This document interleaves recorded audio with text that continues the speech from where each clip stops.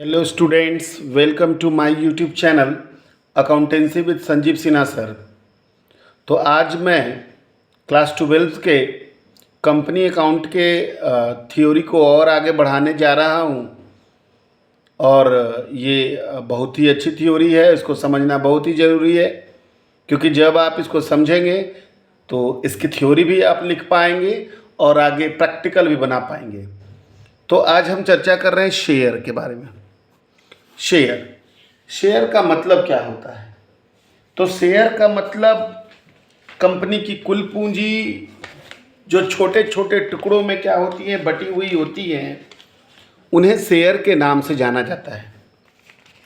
जैसे for example कि एक कंपनी है जिसकी कुल पूंजी मैंने निर्धारित करी 1,00,000 रुपया।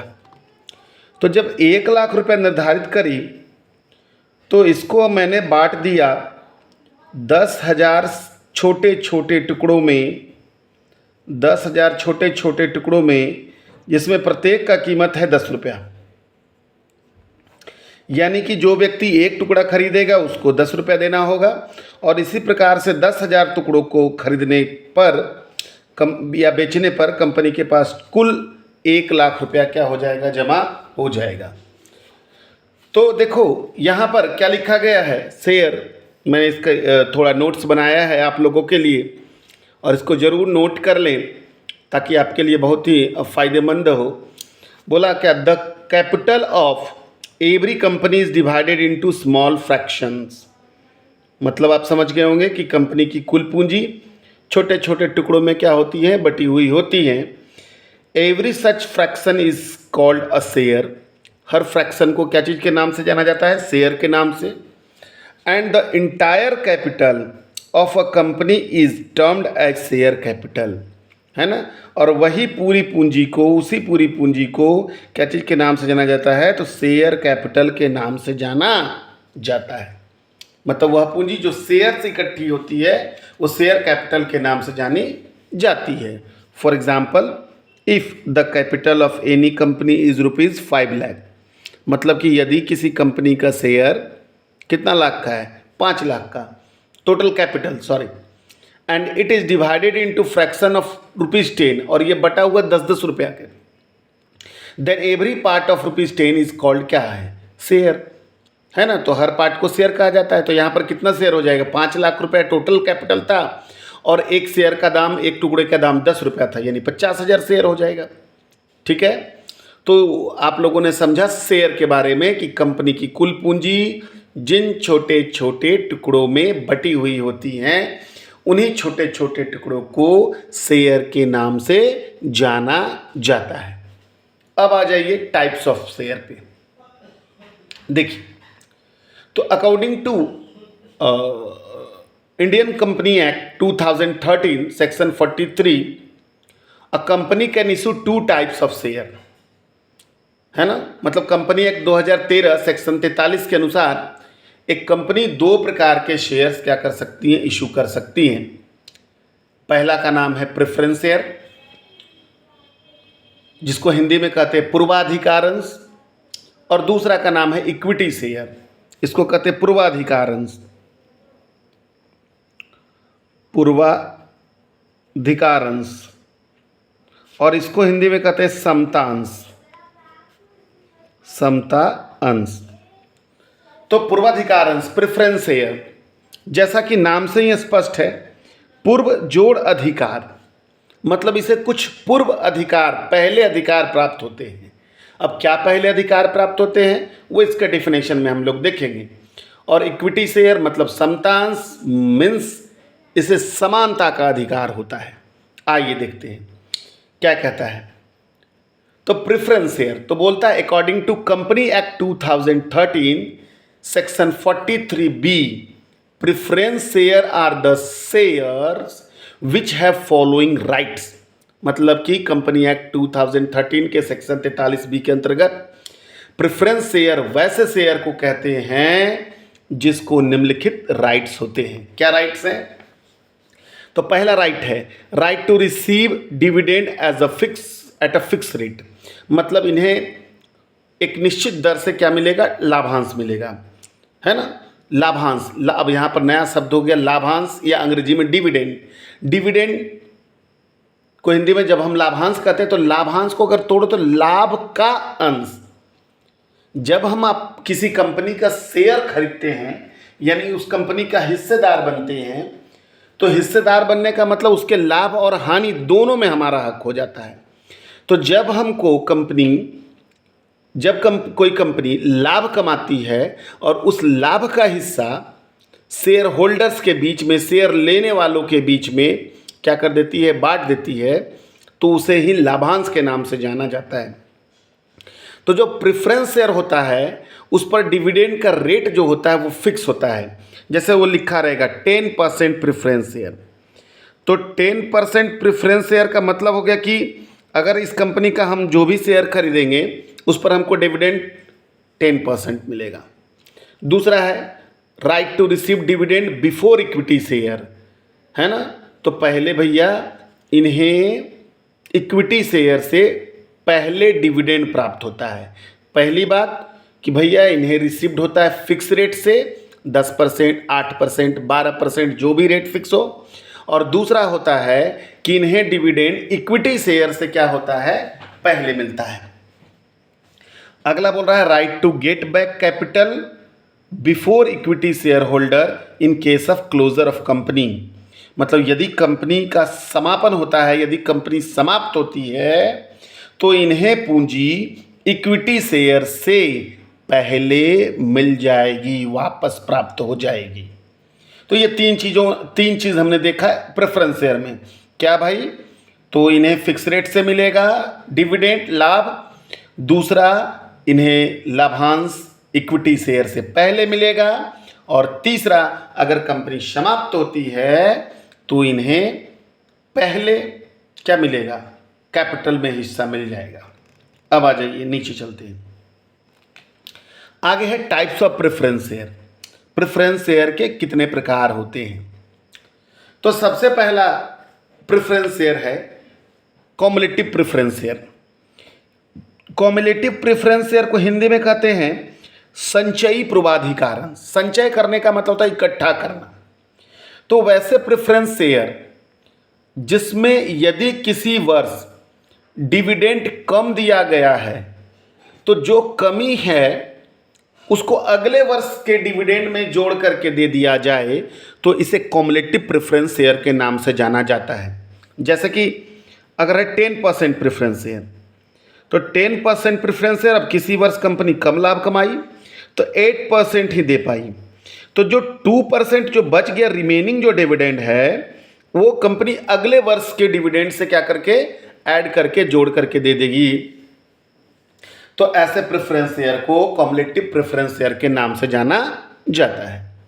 जबकि दूसरा है नॉन कॉम्युलेटिव प्रेफरेंस शेयर, मतलब वैसे प्रेफरेंस शेयर जिसमें कि लाभांश जोड़ करके नहीं दिया जा सकता। मतलब यदि किसी वर्ष 10% के जगह पर कंपनी 8% डिविडेंड दे पाई, 2% नहीं दे पाई, तो ये फिर इसका अगले वर्ष से कोई लेना देना नहीं होगा। तो ये हो गया आपका cumulative preference share, sorry non cumulative preference share. अगला है पार्टिसिपेटिंग प्रेफरेंस शेयर और non participating. Participating preference share जिसको हिंदी में कहते हैं भागयुक्त प्रेफरेंस शेयर, पूर्वाधिकार अंश, और नॉन पार्टिसिपेटिंग को अभागयुक्त कहते हैं। तो पार्टिसिपेटिंग का मतलब होता है कि अगर company dividend per preference share पर क्या कहती है कि आपको 10% डिविडेंड देने के बाद इक्विटी शेयर को डिविडेंड दिया जाएगा, और इक्विटी शेयर को भी 12% डिविडेंड देने के बाद और लाभ बच जाता है तो आपको फिर से 5% दे दिया जाएगा। तो इसका मतलब हो गया कि अगर इक्विटी शेयर को एक लाभ देने के बाद भी अगर डिविडेंड और लाभ बच जाता है तो वो फिर से इक्विटी शेयर को उसका कुछ हिस्सा, सॉरी प्रेफरेंस शेयर को उसका कुछ हिस्सा प्राप्त हो जाएगा। तो ऐसे प्रेफरेंस शेयर को पार्टिसिपेटिंग प्रेफरेंस शेयर के नाम से जाना जाता है। जबकि नॉन पार्टिसिपेटिंग प्रेफरेंस शेयर वैसे प्रेफरेंस शेयर को कहते हैं जिसमें कि भाई आपको 10% फिक्स है तो 10%, उसके बाद इक्विटी शेयर को क्या मिला नहीं मिला उससे कोई मतलब नहीं। अगर ज़्यादा भी मिला तो सब उसी का, और कम भी मिला तो सब उसी का। तो अब आप लोगों ने देखा, अब आ जाओ उसके बाद है redeemable preference share.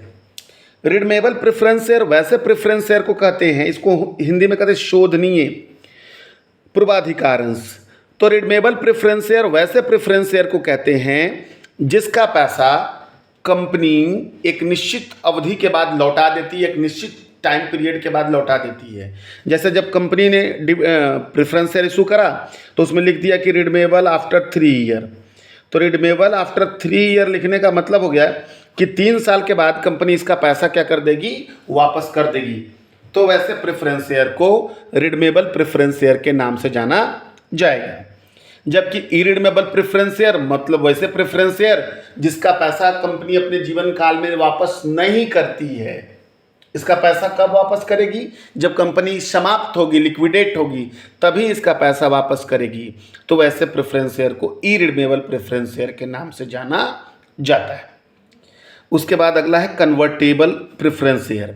Convertible preference share वैसे प्रेफरेंस शेयर को कहते हैं जिनके लिए कंपनी कुछ टाइम के बाद कन्वर्जन का ऑफर जारी करती है कि भाई आप इसको डिवेंचर में कन्वर्ट करवा लो या इक्विटी शेयर में कन्वर्ट करवा लो। तब इसको हम लोग कहते हैं कौन सा, डिवेंचर में तो नहीं बोलेगी, इक्विटी शेयर में ही बोलेगी। इक्विटी शेयर में कन्वर्ट करवाने का ऑफर जारी करती है तो वो कहलाता है कन्वर्टेबल प्रेफरेंस शेयर। और जिन प्रेफरेंस शेयर के लिए कंपनी कन्वर्जन का कोई ऑफर नहीं जारी करती है, यानी जिनको इक्विटी शेयर में बदला नहीं जा सकता है, उसे नॉन कन्वर्टेबल प्रेफरेंस शेयर के नाम से जाना जाता है। खत्म। तो ये था टाइप्स ऑफ प्रेफरेंस शेयर। इसको आप अच्छा से सुने, वीडियो को अच्छा से सुने, आराम से सुने और इसका एक नोट्स, आप प्यारा सा एक नोट्स बना लें तो ज़्यादा बेस्ट होगा। आराम से आप एग्ज़ाम में इसको अगर आप समझा हुआ है तो लिख पाओगे। और लिखने की प्रैक्टिस अभी से होनी चाहिए, ये नहीं कि एग्ज़ाम के टाइम में करेंगे। एग्ज़ाम के टाइम में अगर आप करने का चाहोगे तो होगा नहीं, सिंपल सा बात है। खैर, अब बात आ जाओ इक्विटी शेयर पर। दूसरा प्रकार का शेयर है इक्विटी शेयर। तो बोलता है कि according to company act the share which are not preference share are called equity share. मतलब कंपनी एक्ट के अंतर्गत तो वैसा शेयर जो प्रेफरेंस शेयर नहीं है इक्विटी शेयर कहलाता है। According to section 43(1) equity shares are those shares are which are not preference share. मतलब इक्विटी शेयर वैसे शेयर हैं जो प्रेफरेंस शेयर नहीं है। The dividend on this share is given after preference share. इन पर लाभांश कब दिया जाता है ना, तो प्रेफरेंस शेयर को लाभ देने के बाद। And rate of dividend on this shares is not fixed. मतलब कि इन शेयर पर लाभ की दर फिक्स्ड नहीं होती है, ये जो भी अंत में बचेगा है ना इनको मिल जाएगा। समझे बात को? चलिए, तो अब आगे बढ़ते हैं हम लोग। Difference between preference share and equity share.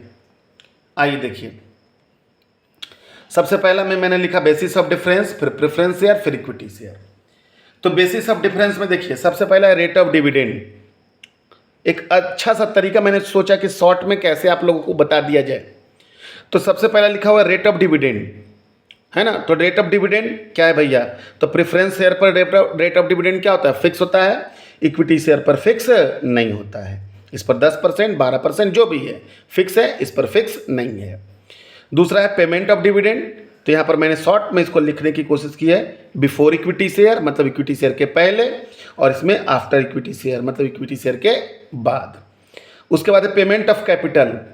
तो बिफोर इक्विटी शेयर मतलब कि इसमें पूंजी पहले वापस होगा। किसके पहले वापस होगा, इक्विटी शेयर के पहले। और इसमें लिखा मैंने आफ्टर प्रेफरेंस शेयर मतलब इसमें पूंजी वापस हो गया इक्विटी शेयर के बाद। फिर लिखा काइंड्स। काइंड्स मतलब प्रकार। तो वेरियस काइंड, भैया इसका बहुत सारा प्रकार होता है, इसमें लिखा मैंने ओनली वन काइंड। उसके बाद आ जाओ वोटिंग राइट। तो voting right is special circumstances. मतलब कंपनी, जो हमने पिछले क्लास में आप लोगों को बतलाया था कि कंपनी को कैसे चलाया जाता है, तो बोर्ड ऑफ डायरेक्टर के द्वारा, और उसमें बोर्ड ऑफ डायरेक्टर चुनना पड़ता है। तो भैया प्रेफरेंस शेयर को वोटिंग राइट कुछ स्पेशल सर्कमस्टांसेज में प्राप्त होता है ना। और कहा जाता है कि जब 2 ईयर्स का डिविडेंड अगर देना बाकी होता है तब वोटिंग राइट इसको मिलता है। और इसमें है ऑलवेज वोटिंग राइट, मतलब हमेशा वोटिंग राइट होता है। नेक्स्ट है आपका पार्टिसिपेशन इन मैनेजमेंट। तो बोलता है no right in participation unless there interest is affected. मतलब जब तक इसका इंटरेस्ट, इसका जो चाहत है वो अफेक्टेड नहीं होगा तो इसको पार्टिसिपेशन करने का अधिकार नहीं है मैनेजमेंट में। और इसमें भैया full right in participation in management, मतलब कि इसको पूरी क्या है, अधिकार है। और लास्ट है आपका रिडम्पशन। रिडम्पशन का मतलब होता है पैसा वापस करना, है ना। तो redeemable after a fix period, मतलब इसको एक निश्चित अवधि के बाद इसका पैसा लौटाया जाता है। और not redeemable in company life time, और इक्विटी शेयर का पैसा कंपनी के लाइफ टाइम में लौटाया नहीं जाता है। आशा करते हैं कि आज का थ्योरी आपके लिए बहुत ही यूज़फुल होगा। ये न केवल अकाउंटेंसी के सब्जेक्ट में बल्कि और भी सब्जेक्टों में, बिजनेस स्टडीज़, कॉरपोरेट लॉ इत्यादि के सब्जेक्टों में भी बहुत काम में आने वाला है। सो इसको ध्यान से इस वीडियो को देखें, सुने, है ना, और इसका ज़्यादा से ज़्यादा लाभ उठाएं। धन्यवाद।